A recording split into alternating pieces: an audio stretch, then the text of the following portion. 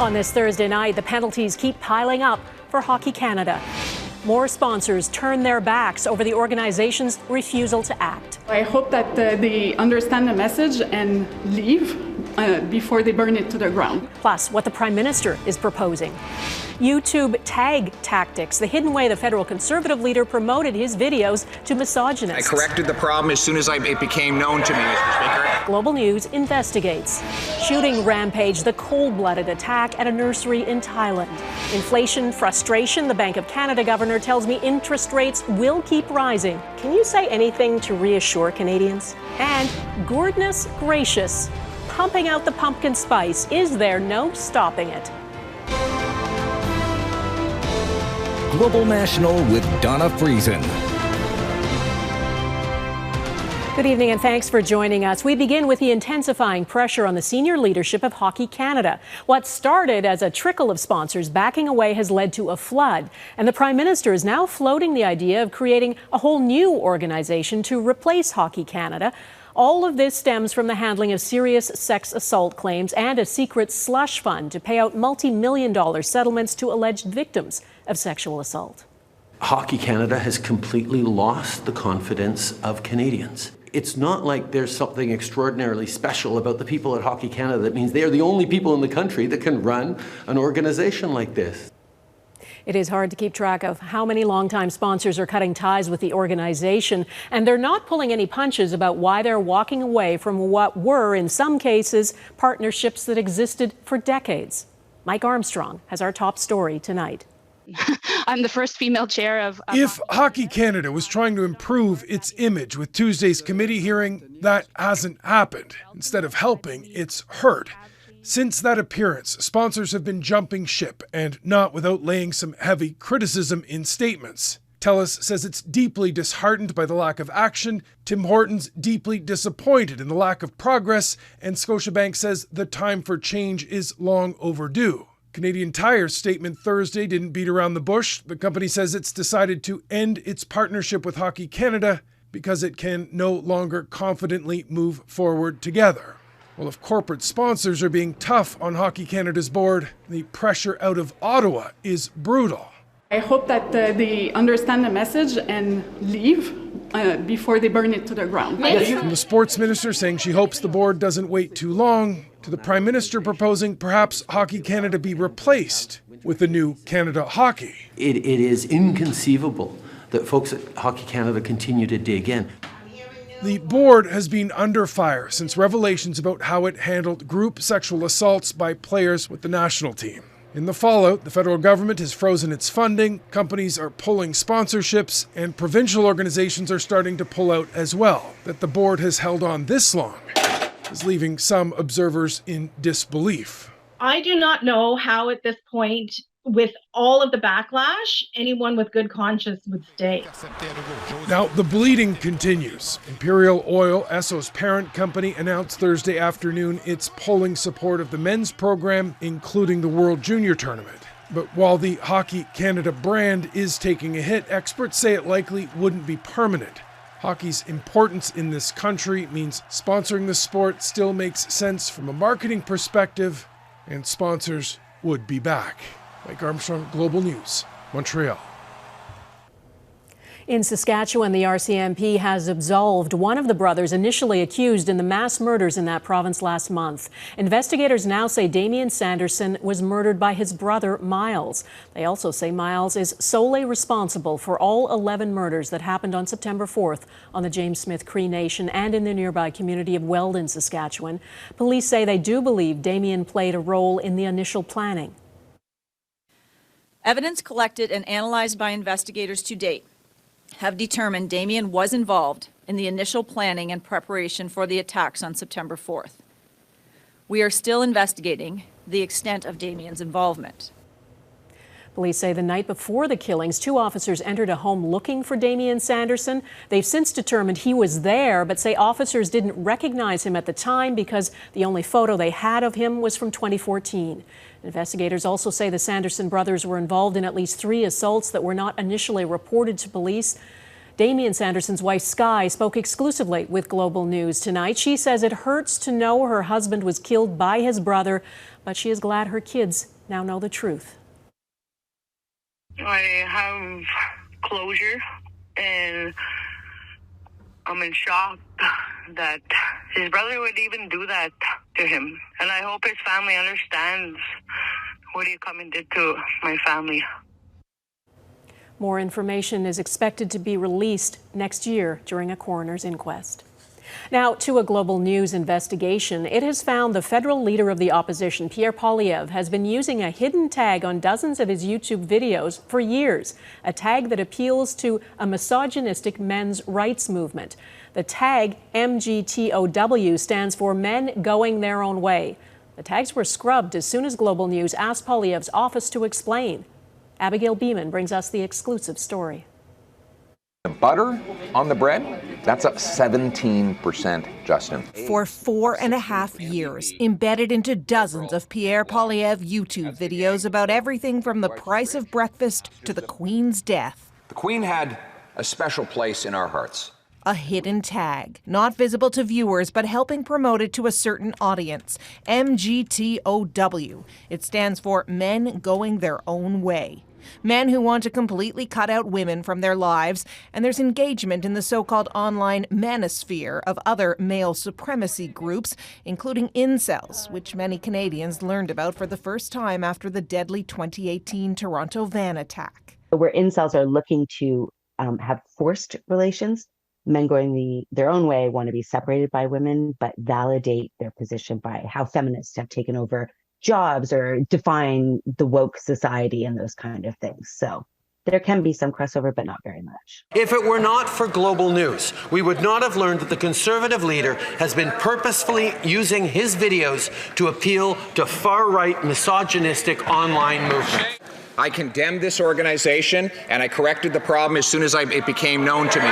Triple. Within hours of Global News questioning the tags, the opposition leader's office removed them. Liberals call on Poilievre to apologize. This is really, really dangerous, and I'm actually shaking. I'm so disappointed. He's definitely, evoked this anti-woke idea, which appeals to many of these groups. And so we could see that perhaps they were trying to woo that base, but I am shocked that it was something that was so blatant. No apology in the House, with jabs about the Prime Minister's record instead. Dressed up in racist costumes for which he has not ever come fully to account, and he drove many women of his own caucus out of the party and out of Parliament altogether. Global News has learned the Conservatives tried to figure out who was initially responsible for the tags, but decided that was impossible, ending a very quick internal investigation. Abigail Bimman, Global News, Ottawa. Ballots are now being counted in the leadership race for Alberta's governing United Conservative Party, and later tonight, Albertans will find out who will be their next premier. 7 candidates are looking to replace Jason Kenney, who was forced out as leader earlier this year. The winner will immediately become premier designate until an election is held. If, as is widely expected, Danielle Smith wins tonight, she'll need to call a by-election quickly. She is the only candidate who doesn't hold a seat in the legislature. There is shock and grief in Thailand tonight after a man stormed a daycare center, killing at least 37 people, including 24 children. It happened in a rural community about 8 hours northeast of Bangkok. The attack is believed to be one of the world's worst mass killings of children in recent history, carried out by a lone suspect. As Crystal Goomansingh explains, the man at the center of it is a former police officer. The children at a rural daycare in Thailand were napping when an armed man forced his way in. He used his feet to kick in the window, then he shot at the door. I thought he got inside. I ran to the kitchen behind. I was in shock. I didn't know what to do. The knife that he brought, it was like for cutting grass. It was curved. Authorities identified the attacker as Panya Kamrap. The 34-year-old father was a police sergeant recently fired over drug allegations. Police say the majority of children were stabbed to death. At least 37 lives were ended in the attack. The youngest victim was just 2 years old. After his violent rampage at the daycare, authorities say the former police officer went home where he killed his family before ending his own life. The lead first responder at the main scene saying, "We are used to seeing a large number of bodies. We've been through it before, but this incident is the most harrowing of all. They are little kids who were still sleeping." The Deputy Prime Minister offered some comfort to relatives waiting for news in the emergency department. All of the victims who were injured are in good hands with the doctors at this hospital. He pledged, however, anyone needing more care would be transferred to a larger center. Meanwhile, the wider community is fighting to comprehend the scale of the violence. Crystal Goomansingh, Global News, London. In California, the search for a family of 4, including a baby girl, abducted on Monday has ended in tragedy. Police say a farm worker found the bodies of the 8-month-old, her parents, and an uncle in a rural area this morning. Security cameras had captured the family being kidnapped and forced into a vehicle by a man armed with a gun outside their trucking business. Police have detained a 48-year-old suspect. The Prime Minister of Greece wants closer cooperation among European allies to stop migrants making perilous sea crossings. There have been 2 more shipwrecks in the last 24 hours. A vessel carrying roughly 40 migrants capsized off the Greek island of Lesbos earlier this morning, killing at least 18 people, mostly women. And late Wednesday night, 80 people, including 18 children, were rescued after their boat ran aground, trapping many people between towering cliffs and crashing waves. The American president is taking a major step towards the decriminalization of marijuana. Joe Biden issued a blanket pardon today for anyone convicted federally of simple possession of pot, and he's urging state governors to follow his lead. The pardons will clear about 6,500 people convicted between 1992 and 2021. Biden promised to do this in the last election, and decriminalizing marijuana is gaining support in the U.S. The strain on Canada's supply chain. Coming up, the potential solution that might ease congestion.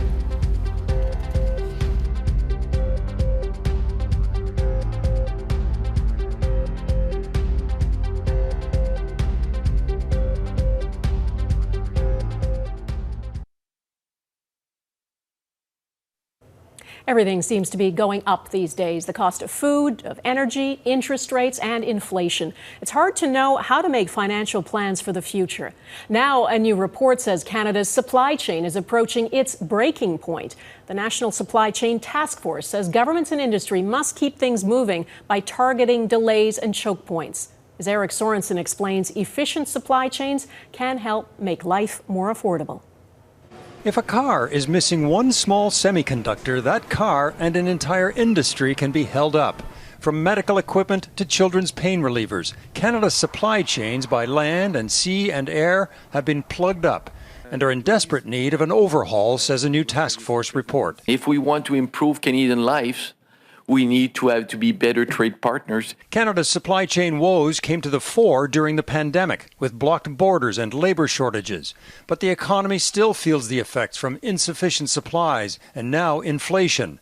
Climate change and weather disasters disrupt supply chains, as does geopolitics, from sanctions on Russia to food shortages out of Ukraine. The report says what Canada can do is ease port container congestion and labour shortages and create a new supply chain office to coordinate strategy. That government work with industry to identify choke points and weaknesses where infrastructure needs to be developed or improved. Ottawa says change is coming to make Canadian life more affordable. We are going to ease congestion and bottlenecks at ports, use digital technology in the supply chain, and modernize regulations to make it easier and more efficient to move goods. But the supply chain is just one area of the economy hit hard this year. The price of food and the price of gas have caused inflation to soar. A new home is out of reach for many who now face steep borrowing costs. The Bank of Canada's interest rate, that remained low and relatively steady the last decade, has been raised 5 times, 3 full points in just over 6 months. Central banks around the world are raising interest rates, creating an increasingly gloomy outlook for the global economy. It's quite possible we could see a recession in the United States, and Canada, being a small open economy, a trading economy, we will import the weakness that is outside of our borders. Add to that another interest rate hike expected later this month, and Canadians are in for a bumpy ride. Eric Sorensen, Global News, Toronto. Next, I asked the Governor of the Bank of Canada how long inflation and interest rates could keep rising.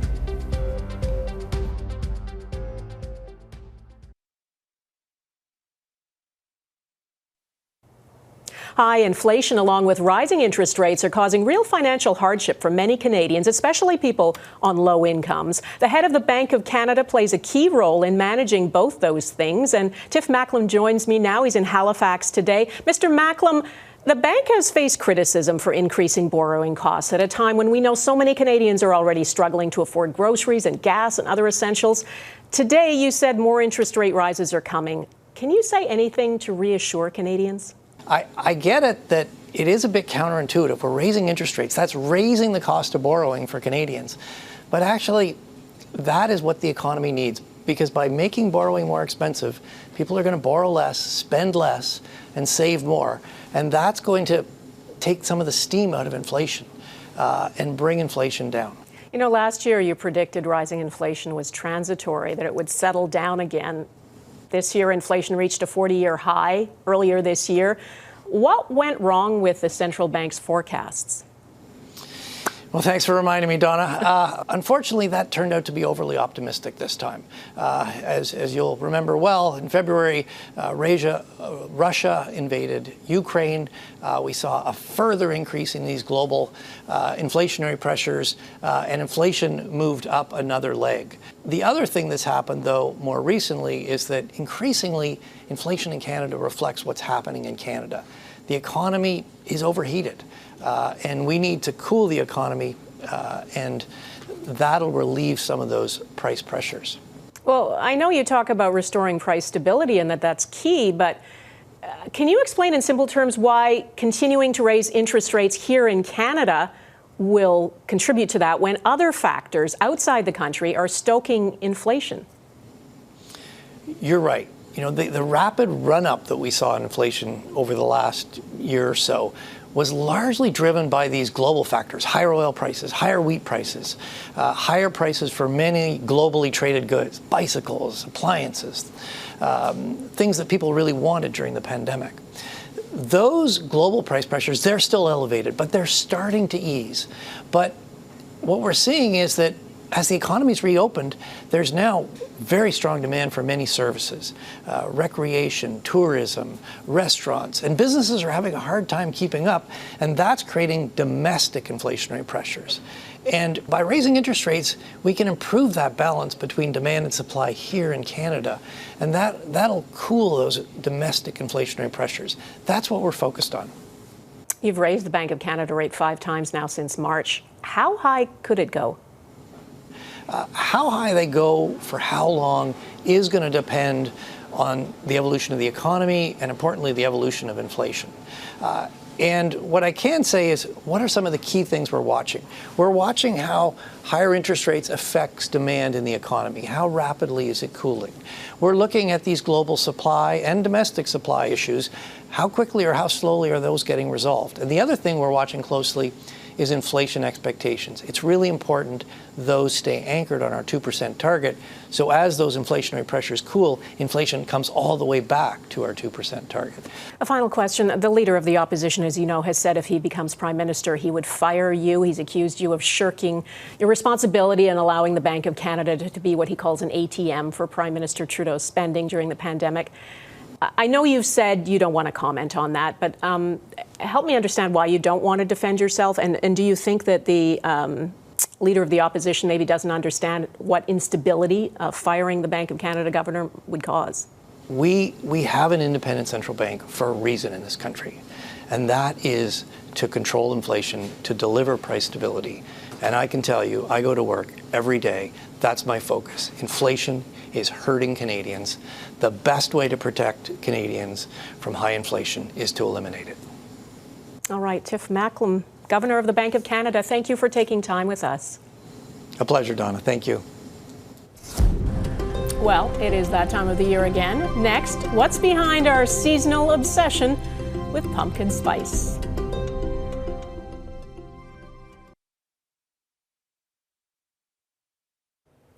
If you love it, and you know, that's fine. But if you happen to loathe pumpkin spice, and I'm not naming any names here, this season is a very long one. We sent Mike Drolet to sniff out how far pumpkin spice has spread and whether there is any squashing the momentum. It's a nose-tickling trend, and Canadians have bought in one latte at a time. Forget fall. It's unofficially pumpkin spice season. It wasn't so long ago we'd gorge on the king of gourds through hay rides and Halloween, an attachment born from pioneering days. So there's no practical reason to put pumpkin in your cup of coffee, to put it on your front stoop, to sweeten it and put it in your pie. But those modern day traditions actually date back to much older traditions of associating the pumpkin with the small family farm. But oh my gourd, forget hay rides. It's not fall without pumpkin spice infused everything. Pumpkin spice Spam may be sold only in the US, but if Canadians want cream cheese, Oreos, even Twinkies, all infused with pumpkin spice, they're available. Now, pumpkin spice Cheerios. That's not to say they're great. Ugh. Or even good. Well, those have an after kick. It's really up to the individual. And if you're so inclined, you can wash it down with a pumpkin-infused craft brew, like the awesomely named Flying Monkeys Theater of Madness Pumpkin Lager. If any and all of that is just too scary to contemplate, the pumpkin spice season is thankfully short. Until then, go big or gourd home. Mike Drolet, Global News, Toronto. Oh boy, and if you thought we were done with pumpkins, think again. Tonight's Your Canada is this, a gigantic gourd. It's champion of the Great White North Pumpkin Way Off in Smoky Lake, Alberta. It weighs 2,537 pounds, or almost 700 kilograms. It is the largest pumpkin ever grown in Canada. That's Global National for this Thursday. Thanks for watching. Bye-bye.